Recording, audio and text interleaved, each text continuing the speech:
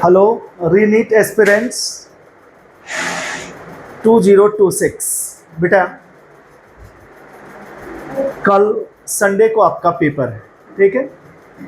आप admit card में जो भी इंस्ट्रक्शंस आपको दिए गए हैं उसको फॉलो करिए, राइट। बेटा 1:30 तक हर हाल में आप सेंटर पहुंच जाइए। हो सकता है उससे पहले ही पहुंच जाइए, क्योंकि 1:30 के बाद आपकी एंट्री बंद है, ठीक है। और हो सके तो आज ही जहां भी आपको सेंटर मिला है वहां पर आप जाइए, देख लीजिए प्रॉपर वे में क्या रास्ता है, कितना टाइम लगता है, वो सारा टाइम मैनेजमेंट आज ही करके रेडी हो जाइए।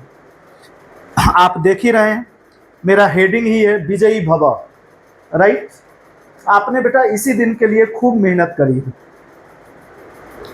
ईश्वर ने आपको अवसर दिया था, फिर से नीट 2026 हुआ, जिसका हमने नामकरण करा 2026। केमिस्ट्री वाले हैं, नोमेनक्लेचर है, तो रीनीट 2026, राइट। बेटा आपने खूब जितना हो सकता है ईश्वर के आशीर्वाद से बम्पर मेहनत की है।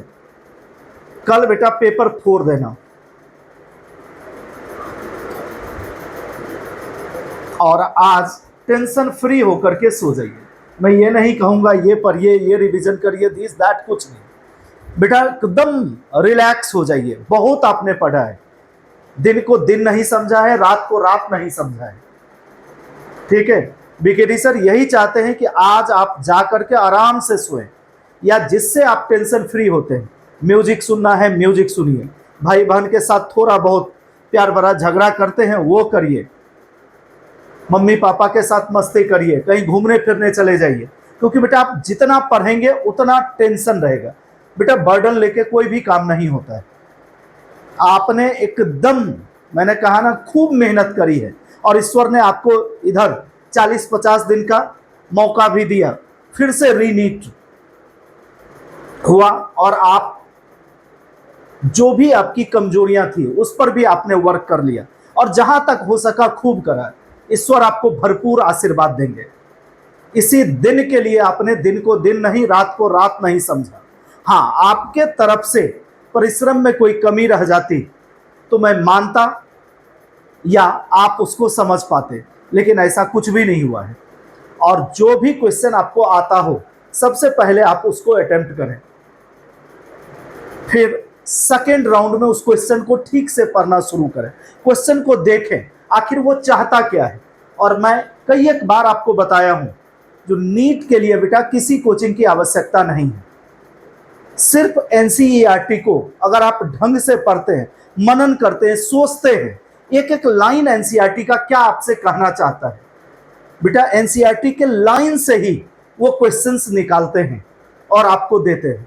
अगर आप ढंग से उसको करें तो शायद ही कोई क्वेश्चन आपसे छूटेगा। और आप जानते ही हैं निगेटिव मार्किंग भी है, तो आप प्रयास करें कि निगेटिव मार्किंग आपके खाते में ना जाए। आप देखते हैं, जैसे आजकल देखते होंगे बैंकिंग सिस्टम में एक मिनिमम अमाउंट हर बैंक ने फिक्स कर रखा है। अगर उतना आपके अकाउंट में बैलेंस नहीं है तो फिर वो आपके अकाउंट से पैसे काटते रहते। ठीक उसी तरह से आपने मेहनत कर करके वो 4-4 मार्क्स जोड़े हैं, और एक गलती पर उसके लिए मार्क्स तो नहीं मिला और -1 भी कट हो गया, यानी 4 1 5 मार्क्स का नुकसान हो रहा है।